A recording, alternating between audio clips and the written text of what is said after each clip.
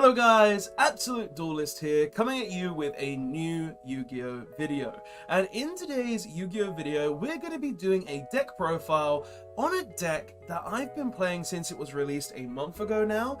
And seeing as I've been playing this deck so much and haven't updated it since I first got the deck, I wanted to show you guys how I've changed things, what I've done with the deck, how I've personally been really enjoying the deck, because I played about the last 4 tournaments now without changing this deck or giving you guys an update, and I think it's time to give you guys an update because in the last 4 tournaments that I've played, I have come first, second, third, and first. So if I'm able to come first multiple times, second multiple times, and third once, constantly through 4 different locals and still doing really well at other events such as the yugioh event that I went to where I came, well, not that high, I think I came like 18th or something, and also other events or locals where I've been testing the deck, getting a lot of practice in, and finally fine-tuning the deck. I feel like it's time to show you guys what I've kind of gotten to this point and what things have really stood out to me with this deck. And the deck that we're going to be deck profiling in today's video is going to be my Spright deck. And in all honesty guys, I'm really happy with how this deck is well built right now. There are still maybe a couple things that I could tweak to make it a bit better, but this is the build that I've been playing recently and haven't changed for the last 4 tournaments that I've been in, and have done just really well being able to defeat decks like the new Element deck, being able to beat p.u.n.k, being able to beat Dragon Link, being able to beat the, well, really a lot of just different decks in the game, even the new Labyrinth deck which came out in the Runic set. And I've just been having a lot of fun with this deck and been really enjoying playing it, that I think it's time to show you what the updates are, what are the changes since the original list about a month ago, and basically give you guys an idea of how good this deck is and how I've changed the deck. So in today's video, I'm going to be showing you my updated Spright deck profile. You're going to get some ideas hopefully for your own list, get some theory behind me why I play certain cards, and I hope you really do enjoy the video guys. So without further ado, let's go ahead and get into the profile so you guys can see what I'm basically playing and the reasons behind what I'm playing. So let's go ahead and get into it. So starting off, we're playing 3 Spright blue, 3 Spright jet, 2 red, 1 carrot, and 1 pixies. Now, I reached this ratio after a lot of testing. Now, obviously, the 3 blue, the 3 jet, and the carrot is standard. This is standard ratios for a lot of lists, and I agree with this ratio quite a bit. But there's 2 things in here that aren't standard for Spright, and the reasons why I put these in are for a couple of reasons. Now, we're playing 2 red and 1 pixies. This is kind of the thing that I've been seeing a lot of the time, where people are only playing 1 red or no pixies, and I honestly do not agree with that whatsoever. In my testing and my actual play, I have needed the 2nd red multiple times for multiple different reasons. One, where we get dark ruled, so we go ahead and start to go ahead and summon the red, so we still have an interruption for our opponent's turn. 2, because of the 2nd red can come up later on in the combo to interrupt opponent's hand traps that could really be annoying later on in the game. And with the pixies, honestly, pixies comes up so much. This card in general, being honest, is so useful for a multitude of reasons. Say our opponent enters the battle phase to just go ahead and kill our elf. Well, before they enter the battle phase, we can special summon a blue from the graveyard to go ahead and allow us to just go ahead and search the pixies. So if they have something bigger than this toad that we have on the board, well, we've got the pixies now. So if you attempt to attack the toad, I'm going to honest and I'll still have the toad for that negate. Oh, you want to get rid of my elf so I can't revive? Fine, I'll revive the blue. Blue will go ahead and get me a pixies. So if you do want to kill the elf and you can't get around the toad after that, well, I still have a blue, I still have an elf, and I have pixies as the honest to go ahead and kill your monster. So honestly, with pixies, I've really liked this card and has been really interactive, especially when they make something bigger than my toad and they're just like, oh yeah, I want to get rid of the toad, so I'm going to go battle phase, attack your toad. Well, no, you're not just going to do that. I'm going to go ahead and revive blue from my grave, and then blue's going to get me pixies. So yeah, you have to still play around my toad. You can't necessarily just play the game, and because of that, I have won so many games, and it has come in clutch so many times where if I didn't have the pixies, they would just run over the toad. I wouldn't have any real way to play, and it would just be really weak strategy. So honestly, Pixies is insane. It's an additional level 2 and I really like it. And the second red also comes up a lot as an additional level 2 too. So just means the deck has more chances to draw 2 level 2s in the deck, because that's really all you need to make this strategy work, 2 level 2s. So yeah, that's my Spright lineup for monsters. I really do like this lineup. I have no issues with it whatsoever, and it is honestly, in my opinion, the best Spright lineup right now. So that's my lineup for Spright monsters. Going into other generic level 2 engines, we're playing the 3 Swap Frog and the 1 Ronin Toadin.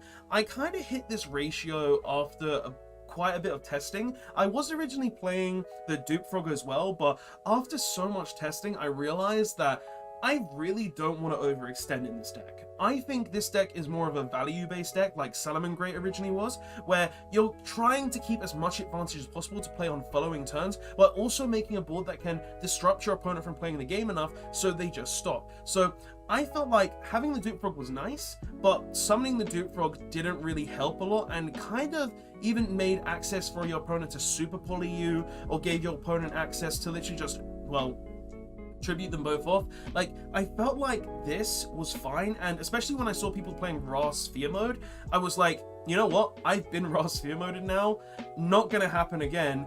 And if you play the Lava Go, then fair enough, but you wasted your normal summon. So like, honestly, I feel like this is the best ratio. You could honestly put the Dupe Frog back in if you really wanted, but I like the free swap and the 1 Ronin. The Dupe Frog doesn't really come up too much now because I'm not really playing super combo, whereas originally I was ending on boards with like IP Toad Elf and maybe like a red. Now I'm just ending on like an Elf and a Toad just so I can't be super polymerization. So playing this ratio felt really good, and it hasn't really interrupted any of my plays since then. So I do like this frog ratio a lot. I think it is probably one of the best frog ratios. You could play the Dupe Frog to have that additional banish for the Rodent Totem so you can go into the IP still, but I still like this ratio quite a bit. Going on to the other level 2 engine we play 3 Dark Beckoning Beast and 1 Opening of the Spirit Gates. This engine right here is one of the best engines in this deck. I think this or the Beaver engine is the perfect engine for 2 reasons. 1, this engine gives you access to 3 level 2s and a spell card that allows you to search the level 2 / also Monster Reborn a level 2 every turn. Having access to the Opening Gate, which just literally says, oh yeah, Spirit Gates, activate, add the Dark Beckoning Beast, normal beast, make Almirage, and then just go ahead and summon it back to go into Elf, is really, really strong. So if you've opened any bricks, if you've opened any deck cards, the opening of the Spirit Gates is very strong there. And then you've got the 3 Dark Beckoning Beasts, which are honestly so cool for the fact that they search the Spirit Gate, which allows us to get another copy of itself, and also gives us 2 level 2s if we open it, because this card can also additional normal summon another Dark Beckoning Beast. So it's just a really good engine to get us into 2 level 2s, go gigantic, and go full combo. I honestly really feel like this is probably the best engine. The other one I think was probably the Beaver engine. I've seen the live twin builds and that stuff, but in my personal opinion, I really like this, or I like the Beaver engine, because the Beaver engine can be added back with the Totally Awesome, so you can go ahead and normal summon it and summon either a Beaver from grave or deck, or this one where it gives you a Monster Reborn each turn because your discard your draw for turn just becomes a level 2, or just because it activates search full combo from there, 2 level 2s, well, make Elf and then just go gigantic and end on a couple of negates, which is really, really nice. So yeah, I've been testing it, I've been really liking this engine, and it works very, very well.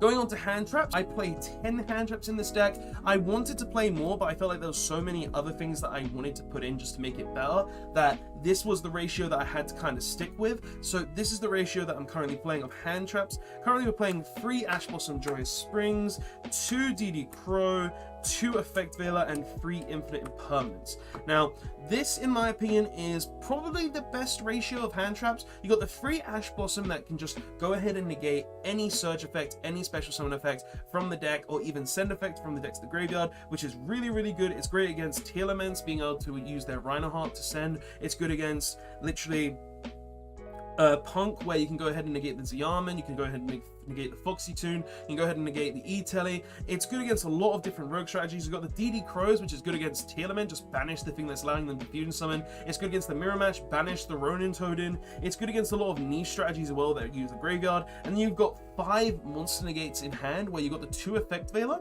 which is just, you know, the worst imperm because it can only be used during the main phase. And also you've got 3 infinite impermanents. Just go ahead and use this against anything. This, in my opinion, is great against Tier especially, because if you go ahead and use this on the level 5 fusion, the Kikalos, then it stops them from getting their Sulek, which is their own imperm, and also prevents them from sending it to the graveyard themselves to then special summon another Tier element monster. I really do like this ratio, and I kind of grew accustomed to it. Sometimes it feels a bit small, I won't lie, but I feel like this is a good ratio of hand traps, and it does do the job a lot of the time. So that's why I'm kind of playing this ratio right here.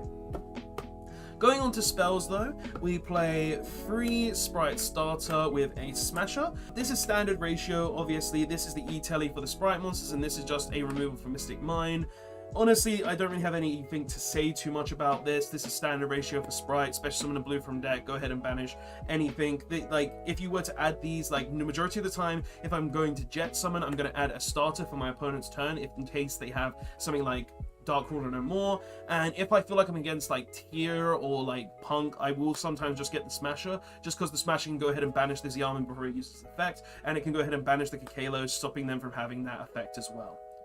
Other spells, we play 3 Crossout Designator, 2 Tactical Talents, and 1 Called by the Grave. Now, I'm going to be honest, Crossout Designator is such a good card.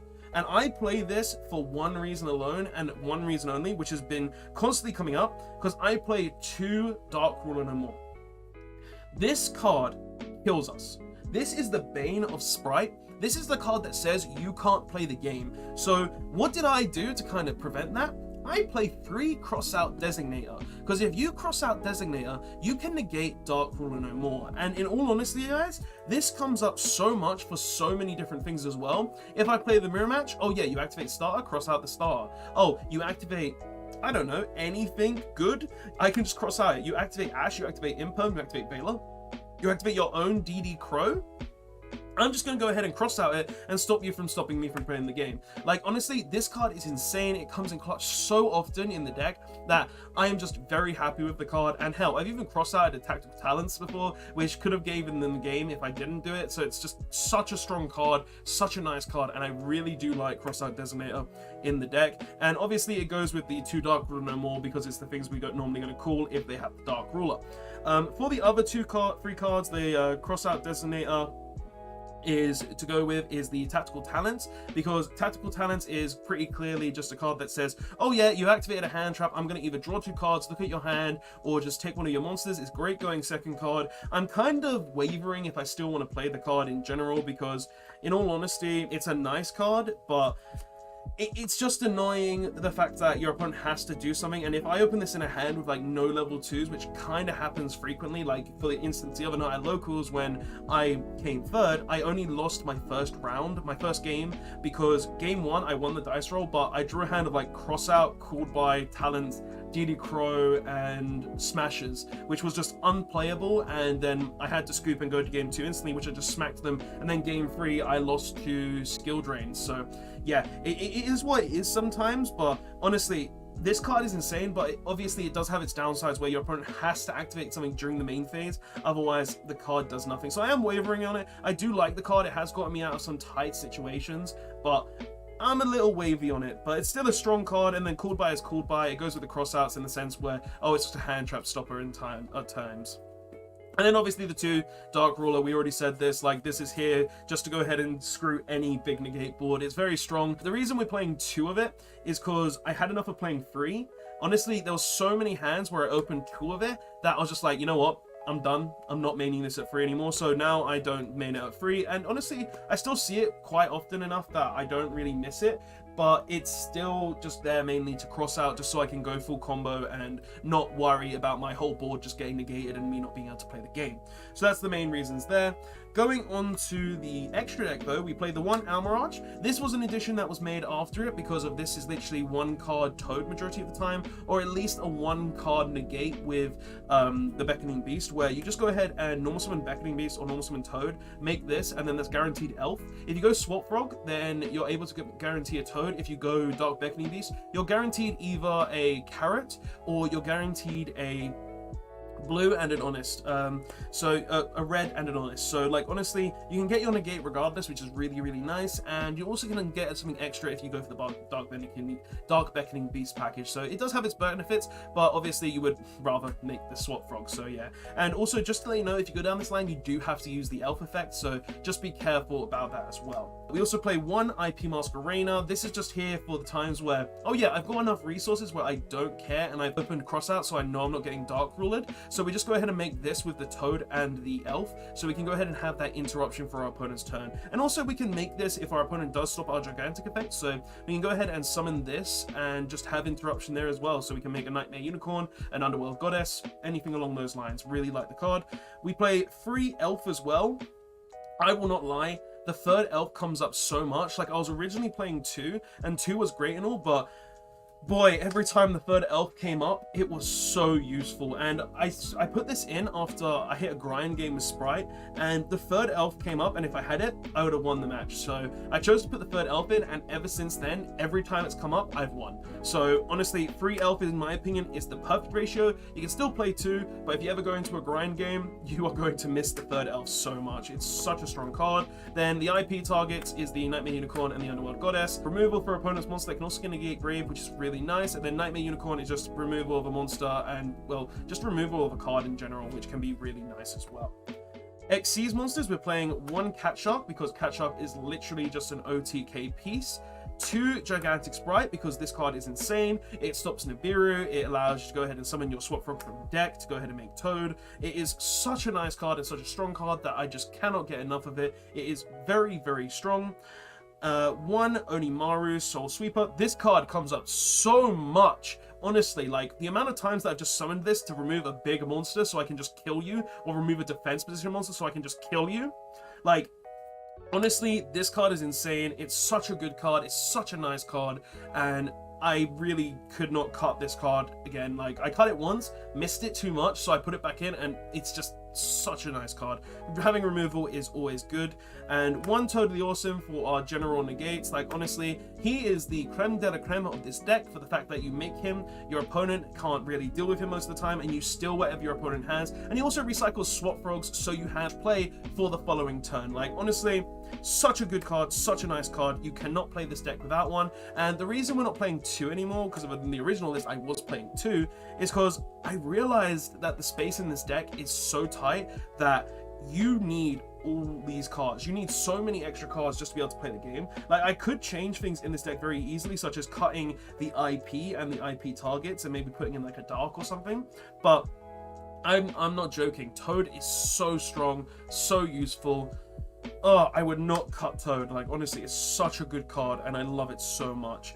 And then just for the last Xyz monsters, the Zeus package, we're playing the Sky Cavalry Centura, we're playing a Downer Magician, and we're playing a Zeus. Now obviously these are the 3 best Xyz monsters to go into Zeus, for the fact that you go ahead and attack with the Sky's Cavalry, he can't be destroyed by battle, so you get to guarantee you go into the Downer Magician and then the Zeus to just go ahead and wipe your opponent's board. A cool combo that I actually realized with this deck as well is if you go ahead and have Zeus on board and you summon Gigantic and Zeus has like an extra material, let's say we just somehow put a Dark Ruler on it, then you can go ahead and trigger Gigantic, chain Zeus, detaching 2, and then you get to go ahead and send the Gigantic and then detach the other material on Zeus, and then just go ahead and clear the opponent's board. And if you're against tier, this is game.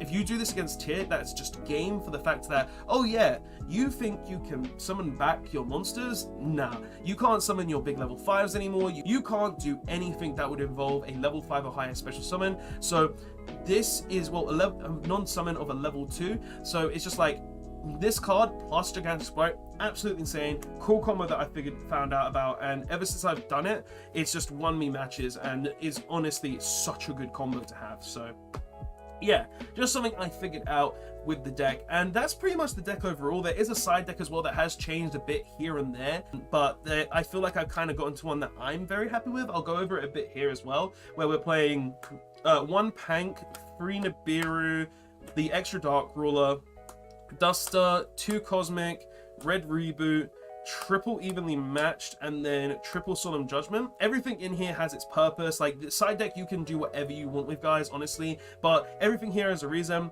p.u.n.k, it can just kill the entire Spright board at times, which is really, really nice. Doesn't kill them though if you go ahead and play pixies, which I found out and was very useful for me. 3 Nibiru for like any combo deck, even Spright, because obviously we play 3 Veiler and also 3 Imperm, so this can go ahead and still go against Spright and be really strong. 3rd Dark Ruler for when we go second against like Spright or any big combo deck, it's very useful there as well. Duster for any back row decks, along with 2 Cosmic for Mystic Mine players, because some Mystic Mine players are actually playing Beat Cop Mystic Mine, so I wanted to play the Cosmics to have that kind of interaction. Red Reboot for Telements, back row deck, anything along those lines. People are probably thinking, why Telements? Well, I don't want to be deck devved. I don't want to get hit by Cynic. I want to stop my opponent from being able to kill me, and Red Reboot just does the cake and is really, really good there.